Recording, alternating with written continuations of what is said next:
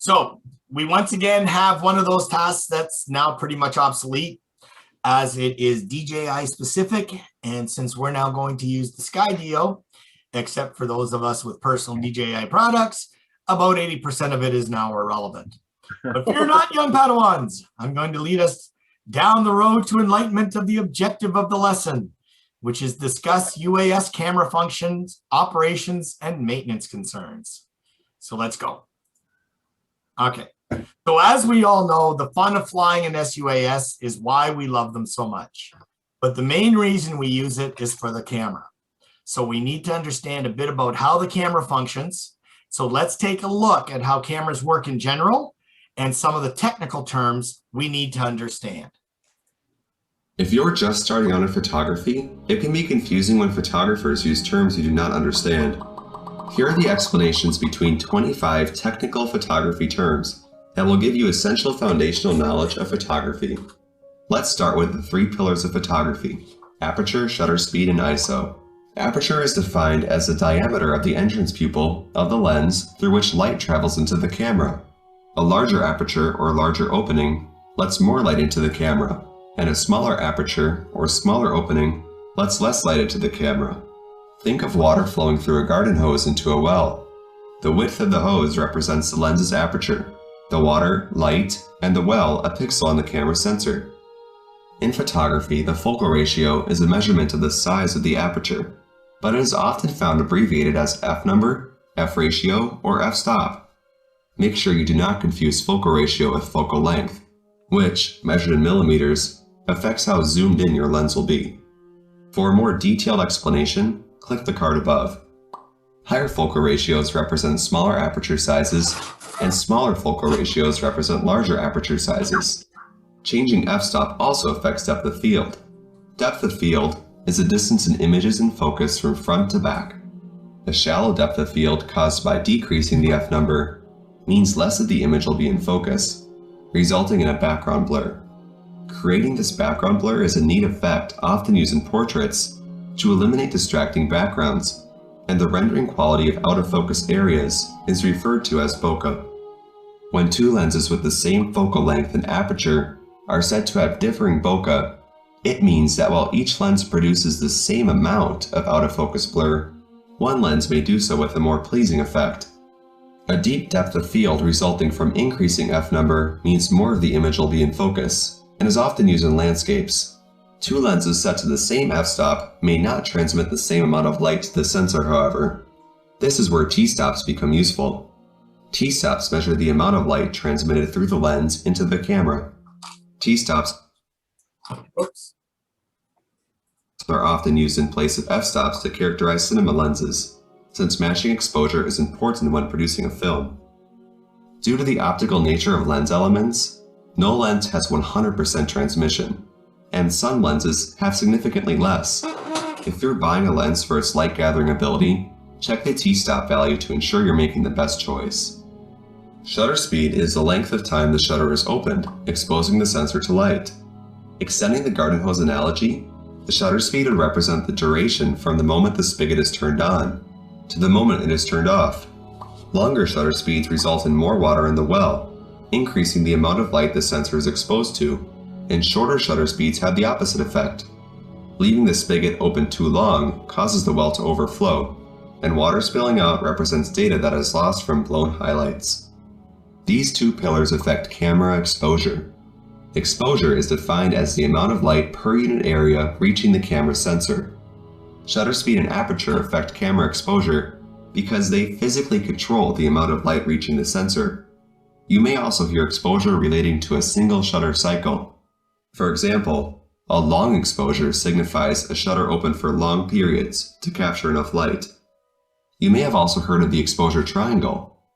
The exposure triangle is a relationship between aperture, shutter speed, and ISO. Even though this is the largely accepted version of the exposure triangle, since aperture and shutter speed are the only parameters affecting exposure, we need to rethink how ISO relates to these 2 variables, a thought we will come back to later in this video. Let's rename the shutter speed aperture ISO triangle the camera settings triangle to align with the definition of exposure. The third pillar of photography is ISO. ISO is an abbreviation for the International Organization for Standardization, which, just like it sounds, is an organization that develops and publishes international standards. In the world of photography, ISO is another way to describe the amplification of sensor data that occurs after an image is taken.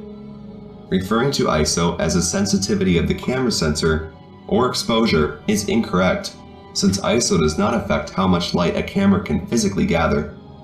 Instead, ISO represents the relationship between exposure and image brightness. Brightness is the perceived lightness of an image, and its alteration involves the transformation or amplification of sensor data after light is gathered.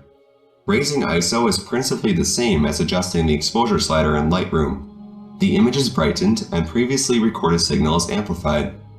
ISO connects brightness and exposure in that setting a low ISO, let's say ISO 100, with the objective of producing an adequately bright image, requires a large exposure, while setting a high ISO, such as ISO 1600, with the same objective, requires a small exposure. Both images may look the same, but up close the ISO 1600 image appears to have more noise, random variations in color and brightness information in an image. This is because of a difference in the signal-to-noise ratio. Signal-to-noise ratio in photography is the ratio of light to noise in a digital image. If an image has a high signal-to-noise ratio, information clearly stands out against background noise, whereas an image with a low signal-to-noise ratio will contain information barely recognizable from background noise. Digital noise comes from a variety of sources, from light itself to electronic interference from inside the camera. Less light means less signal, and a lower signal-to-noise ratio. Referring to the two photos I took at varying ISOs, because the ISO 1600 image received 16 times less light than the ISO 100 image, its signal-to-noise ratio is greatly reduced, and more noise is visible throughout. Keeping exposure constant and adjusting ISO, you can see that when equalizing brightness in Lightroom, noise levels are nearly identical. This proves that adjusting ISO merely amplifies signal and doesn't introduce noise into the image on its own. Why is this important to know? With an understanding of light as signal and lack of signal as noise, you can begin to record exposures with the goal to optimize SNR, a method often referred to as exposed to the right. Remembering the garden hose analogy from earlier, thinking of each photo site on our sensor as a tiny well, not all the wells will fill at the same rate, because highlight areas will possess a higher level of signal than shadows, meaning that given the same exposure settings, shadow wells will contain less water than highlight wells. Since a well completely full of water represents an optimal SNR, if we try to increase exposure to fill up the shadow wells more, our highlight wells will overflow. In photography, this manifests as blown highlights, and clipped signal is much harder to recover than weak signal. So our goal when selecting shutter speed and aperture is to meter for the brightest highlights so that no signal is lost. Or, if the brightest highlights are unrealistic to expose for, like when shooting into the sun, we can let a select number of the brightest wells overflow. If certain shadow regions do not contain enough signal to be brightened after the fact, then bracketing exposures for high dynamic range, or HDR, and combining them with special software will give a picture with optimal SNR for all regions of the image. All the wells will be full. Now that we have covered the scientific principles behind photography, let's discuss key camera settings that you can use to get the most out of your photos. Before you even take a photo, make sure your camera is set to RAW picture mode instead of the default JPEG file format. RAW files take data right off the sensor and store it in a lossless format, making it easier to edit in post-production. Post-production refers to the editing of an image after it has been taken. Editing software like Adobe Camera Raw, Photoshop, and Lightroom allow for manipulation of raw data to create the desired end product. When shooting JPEG, raw sensor data is processed in camera, often with sharpening, saturation, and contrast presets. These files are hard to edit since much of the raw information has been destroyed to decrease file size. Besides file mode, your available camera settings and when to use them are important to understand.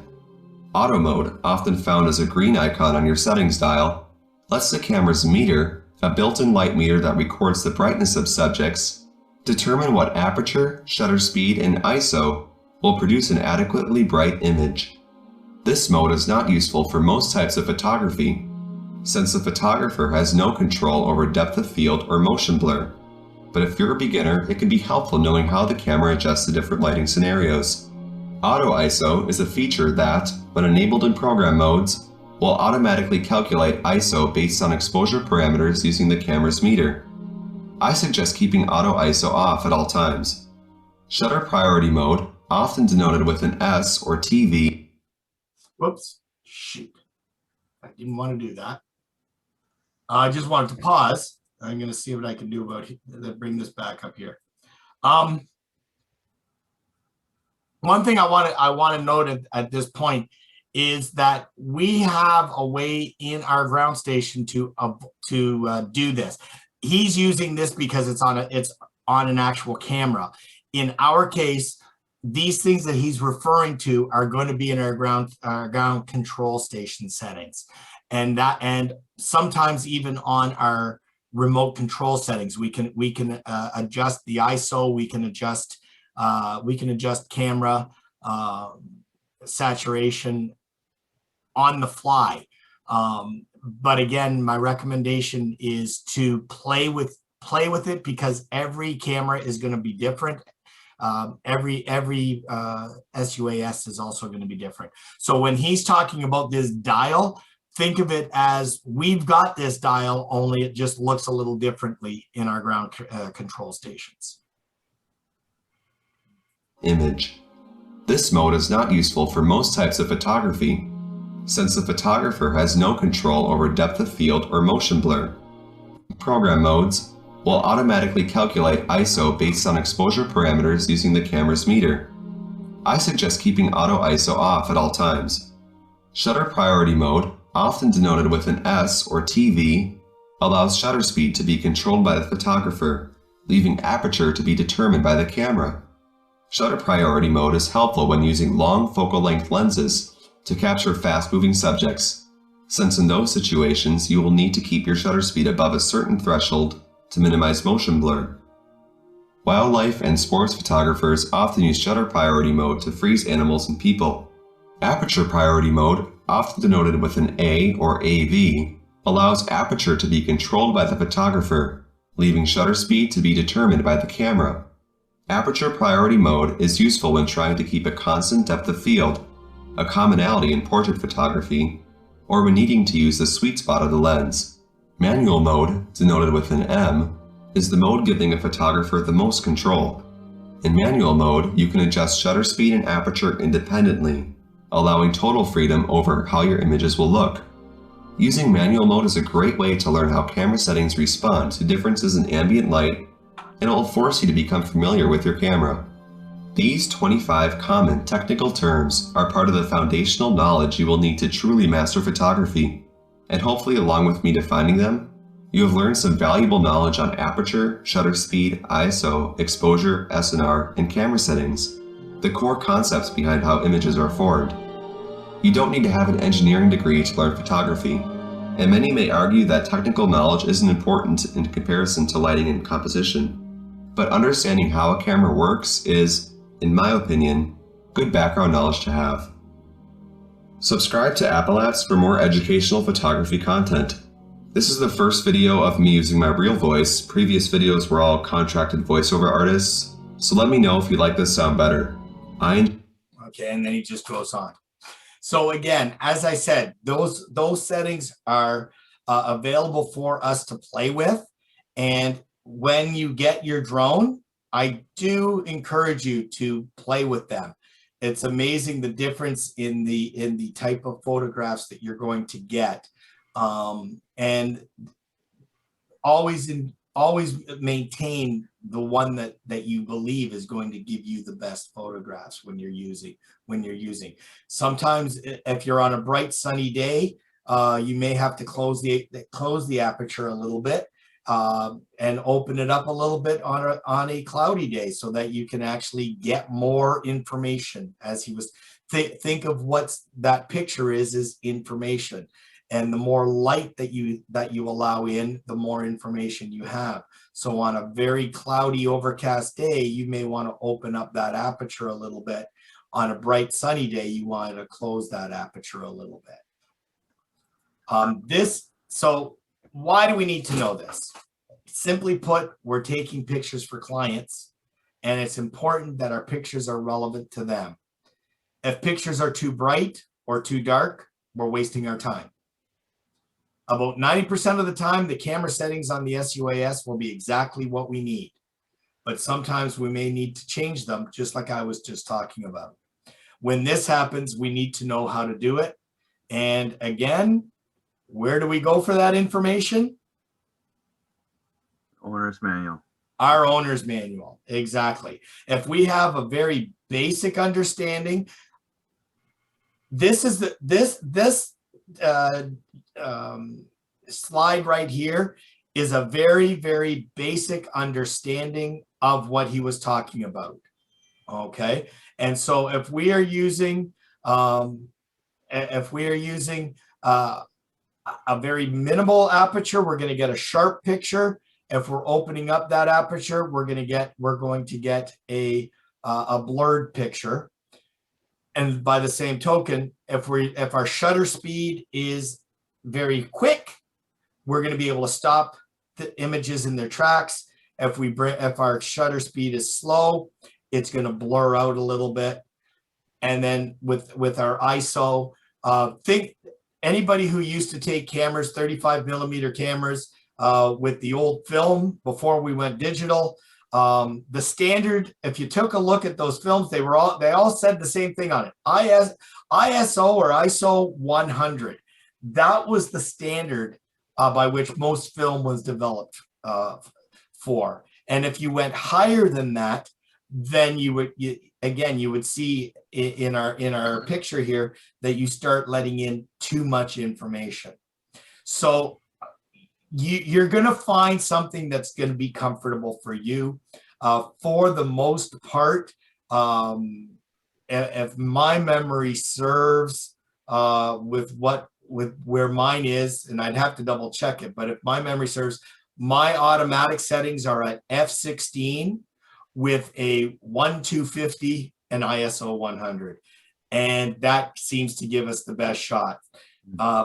Again, when you look at your drone, check to where the settings are, see what those settings are, and then take a couple of pictures. Take them in cloudy picture, in a cloudy day, on a sunny day. You'll get a feel for how after a while where you want to change things. Okay, and again, those changes happen in the ground control station. And in order to do it, encourage everyone to play with the camera settings on your SUAS. I didn't realize it when I bought my Phantom 3 Pro from somebody, and I didn't realize that he had played around with it. He had set the aperture right down to 1.4. He set the ISO up to about 6,400. I went out and I took some pictures, and all I got was white. Everything was just pure white. It was a bright sunny day. There was so much light coming into the camera that it just didn't happen. Thankfully, it was a flight that I was just playing around with. And when it all came back and all of them were white, it was like, what? Oh, So yeah, when the light bulb goes off, it goes off, trust me. So again, think of this in your brain, and you'll understand what he's talking about. Again, 90% of it, the camera will automatically function. But if in the off chance that something has gone screwy, you've changed it, or you accidentally moved your thumb or your finger, and now your pictures are looking weird, you now know how you need to know how to get back to that. And the best way to do that is to understand the concept of what we're talking about, the three elements of a picture, and then and you'll be able to figure out very, very quickly using this template in your brain, how to get back to getting that wonderful picture again. All right, so let's talk a little bit about SD cards. 2 things to consider when purchasing an SD card. The first thing we're going to discuss is size. The maximum size of the card supported by your SUAS is going to be determined by the manufacturer. For example, the maximum size card supported by the Skydio or the DJI Phantom 4 is 128 megs. Okay, it's 128 megabyte card that you can use. The DJI Phantom 3 is limited to 64 megabyte. So this may seem like you're missing out, but trust me, you can store a heck of a lot of pictures on 64 megabyte. When a raw picture is taken by the SUAS is typically anywhere between 4,000 and 5,000 kilobytes. So you can easily still store almost 1,000 pictures on that disk. And if you're looking at video, you can probably do a full 20-minute video on 64 meg. If you can put 128 meg, more power to you. More important than size is speed class. Okay, the speed class shows the minimum write speed of a memory card in megabytes per second. There are 4 class speeds: class 2, 4, 6, and 10. Because we shoot high resolution pictures and videos, we must always be using a class 10 card. So it's going to look, when you look at your card, you're going to look for that symbol. The lower speeds will not be able to keep up with our cameras, and you're going to end up with pixelated pictures. Another type of speed class that you may see is the UHS Speed Class. It stands for ultra high speed and refers to the minimum sustained writing performance for recording video. So UHS came about due to the 4K capability video devices needing to write at faster speeds. There are 2 UHS speed classes, U1 and U3. This chart shows that either a U1 or class 10 will still do the job that we need. The class 3 can be used for 4K videos, certainly, but if all you've got is a class 10, if it shows class 10, you're still good. If you get a card that just has this symbol on it, more power to you. Okay, so you're looking for this symbol, basically anything higher. 642 aren't going to do the job.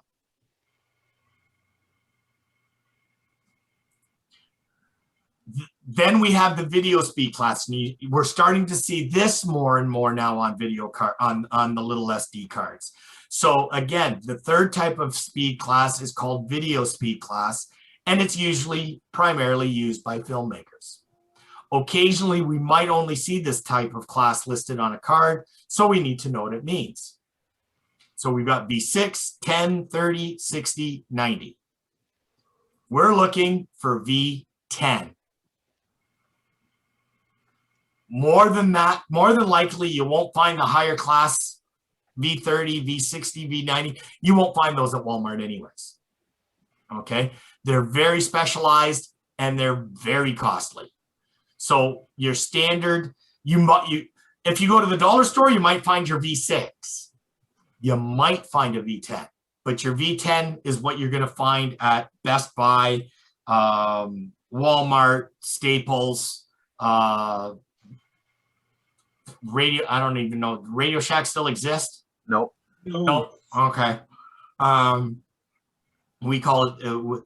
It got bought out, and they call it the Source here in Canada. But yeah. So you're gonna find. So again, you're gonna look at that V10 or that U1 or that C10. That's what you're looking for when you're looking at buying a card. If you buy a V6, it's not going to be fast enough and you're going to get a grainy video. So placing, removing, and replacing the SD card is something we will be doing a lot. Okay. Once again, how do you do this and where you find the SD card location will depend on the SUAS that you are using. In order to know and understand the procedure, it's important to read that pesky owner's manual and just listen to the fonts here. Okay. Okay, so there's no fly-through drone washing stations. All right, so you still got to give your SUAS a cleaning. How do you do that? Giving it a chamois wipe every now and then will keep it looking shiny and new. Also, making sure that you get proper lens cleaning cloths and kits. This isn't gonna work. Don't trust a paper towel. Get a proper lens cleaning cloth. They're $2 at Walmart. It's worth it, okay? They're inexpensive, they're well worth it. And finally, although the unit itself is self-contained, it doesn't hurt to hit it with liquid air once in a while, either to get some sand or dust particles out of the body and gimbal, okay? Because again, you're flying, anybody who has seen a drone come down, it's pulling up all sorts of dirt and stuff coming in, and it's got those little air things. Well, where do you think that dirt's going inside? So again, giving it a nice little shot with liquid air every once in a while, it'll make it feel nice and new. Okay. So always, always, always, did I remember to say always? Always lock your gimbal before storing and transporting your SUAS. The last thing you want is to have the camera and the gimbal flopping around in a case where you can't see it. Then when you open it up, you've got broken ribbons, you've got scratches on your camera case, all those things that you don't want to see. So again, refer to your owner's manual of your SUAS to ensure how to get a gimbal lock. I've given you several of them here. Somebody actually mentioned this in one of the previous ones. There's a little locking mechanism that is on the Skydio that you put on. Okay, that stops that camera from flopping around in the case. This is the one that I'm familiar with on my P3s. But on the P4s, they have this type of camera of lock, where it snaps on and then protects the case. This is the Mavic, and it's got a little bubble case that can be put on it. So all these different types of SUAS gimbal locks, make sure you use them. And that's that one. So in a nutshell, that is the that's taking care of the camera. Any questions? Any questions in regards to that f-stop, aperture, ISO stuff? Was that too technical for people, or did you understand what it was talking about? I was lost the entire time what he was talking about. He said it was simple. Not you, but the guy making the video said it was pretty simple. No, I had no idea what he was talking about most of the time. Okay. So what about that little that one that I showed afterwards there? Did that make more sense? Yes, he just went way too much. Yeah, that made more sense than the video. Okay. The video just too. I asked that because again, I found that. It was actually, ironically enough, that was one of the less technical ones that I found to try to simplify the camera, that whole aperture thing without doing it myself. I think I may have to actually do it myself. I think just the video was still a bit too technical, just from somebody who does not know a thing about photography. Yeah, see, and this is it. Like I'm a photographer going way back to the days. I mean, I still have my old Nikon. Yeah, it's a Nikon. You know, 35 millimeter f4 stop with telephoto lens, the whole bit. Can't find film for it anymore, but I've still got my camera. And so I understood those concepts, but I know it took me a while to do that. And so, but we need to know those concepts when we're flying. Because what happens if you go up, you do the job, and the pictures you come out are, as you know, as Mike Myers says as one of his characters, they look like crap. You know, what happens then? So we do need to understand that concept a bit more than what's in the guide, and B, what we may think we don't need. We are, at the end of the day, we are also photographers. So when it comes to this, using this as the guide, this little guy here will help you out. And that's why the one thing that you want to do is take pictures and play with it. That's the only way you're really going to learn what that camera can do, is to play with the camera on that SUAS. So the other thing I might add is under different lighting conditions, because in the good old days back, 40, 50 years ago, I usually operated between ISO 100 and 400, depending upon whether I was going to shoot indoors or outdoors. Yep. And whether it's going to be towards the end of the night or something like that. If you're going to shoot fireworks, then you have to go way over to the other extreme.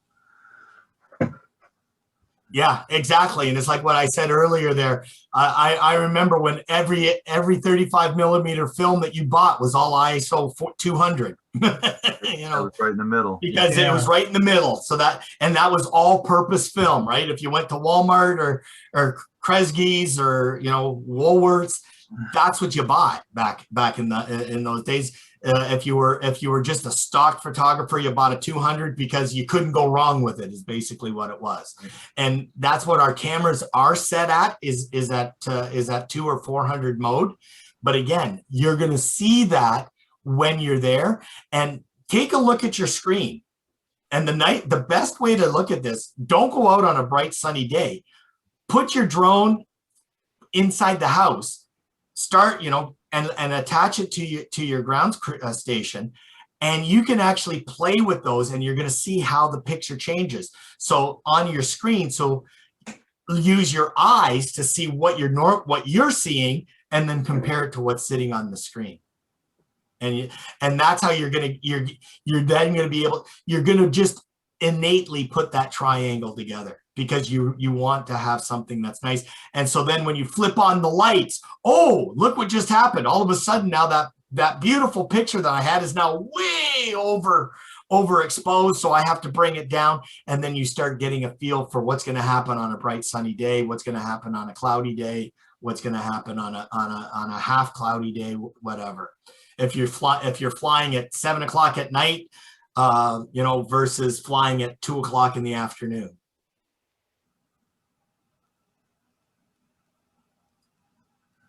All right.